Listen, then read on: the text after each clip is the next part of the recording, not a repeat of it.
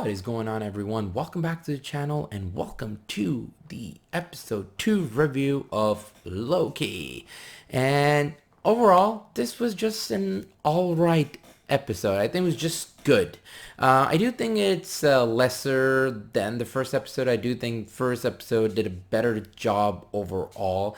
The second episode as a follow-up was not as fast paced, if you would want to say it, as the first one. Though still, I do think it's a good episode. So remember, spoilers, because we're going to discuss a few things. So spoilers. This episode really is more, I would say, dialogue driven. There's a whole lot of Loki kind of getting adjusted to the new TVA, his new job, if you want to call it. He's kind of getting around the people around him because the people around him don't really obviously trust him. He's trying to kind of fit in, but at the same time he's not. He has his inner agenda. So there was nice things there, and it was nice to kind of see him reading these books and getting used to the whole goings on at TVA and how everything kind of works. So it was good to see that.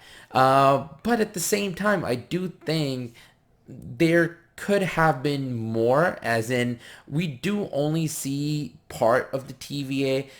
We don't see that whole planet, if you want to call it, or the space or wherever they are, that technology. They don't really dive into that, and it would have been great to actually see all that and him explore this space, this time organization that he's at.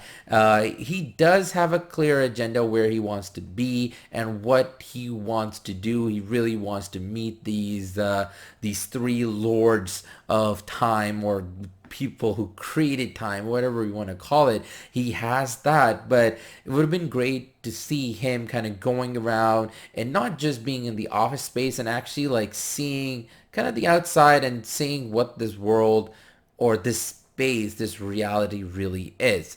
They didn't really focus on that. The other negative I had with this, also again, it's something I had with the first one, is the combat or the action. It's still not there. The camera work still is always really close.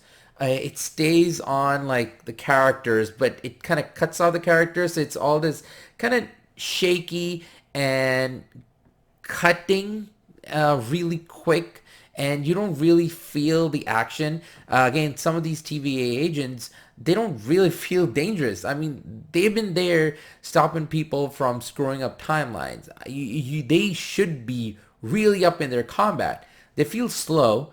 They don't show any kind of like speed and, particular kind of combat system or action. So it's not good. And it's funny because the action, the way it was portrayed in WandaVision, and then they did with Falcon and Winter Soldier, it was good. It was really, really good. I love the action in both of those series. Here, though, even though you have a character, Loki, who really is a good fighter, we've seen him doing some stuff, and especially in Ragnarok at the end, if you remember that scene, it was a great scene, and he can fight. So there's one scene where they try to show his ways and the way he does things, but it really does not come along that good, even though he is fighting in a way his variant. But you gotta show more than that. But it just never hits the mark. It just feels lazy choreography. I think that's the best way to put it. It ended on a actually really great note. So all this time in the episode, Loki's thinking that the variant is actually doing these things because it's after him. And when the reveal happens, it's actually a great reveal, because all this time we're thinking, okay, different timelines would have the different Loki. I was expecting Loki to be when they finally reveal. I wasn't actually expecting a reveal, but they actually end up revealing who this variant is. When they actually end up revealing him, it'll be like some devilish kind of Loki, some really evil form of it.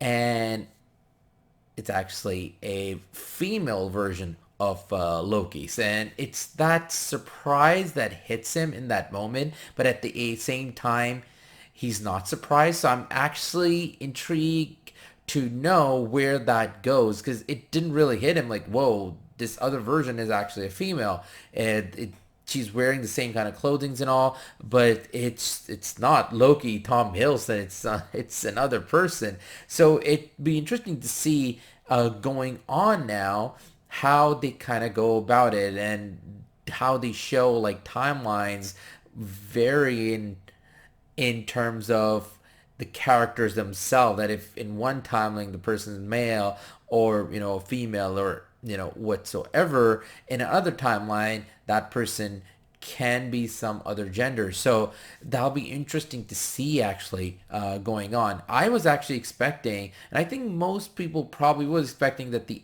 end game towards the end of this series would be the variant, the evil Loki, or the more evil Loki, and that will be the reveal, and the battle will be that. But them revealing that the variant Loki actually, oh, here you go right now. And the actual problem is that this variant Loki is actually trying to not just create one or two or three different timeline branches within this timeline.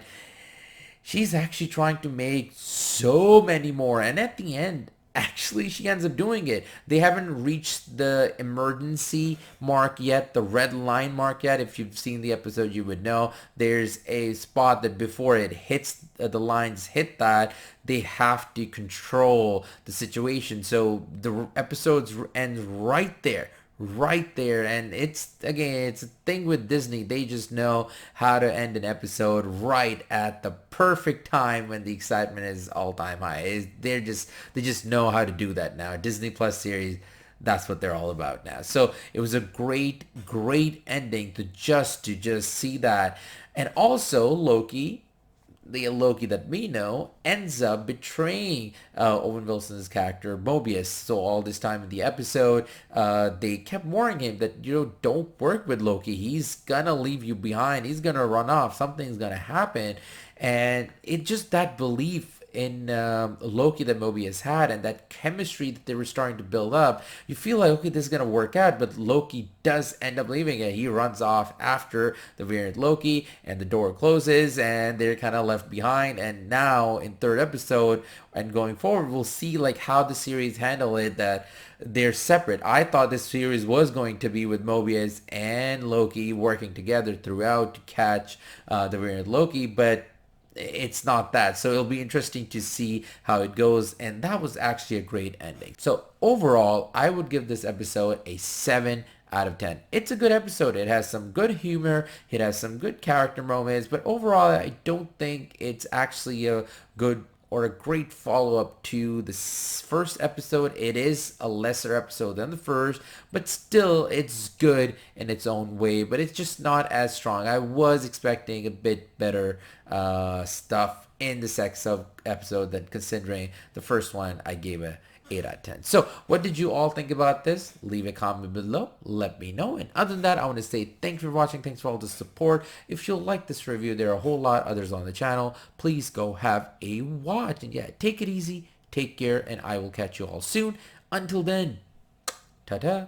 AK out.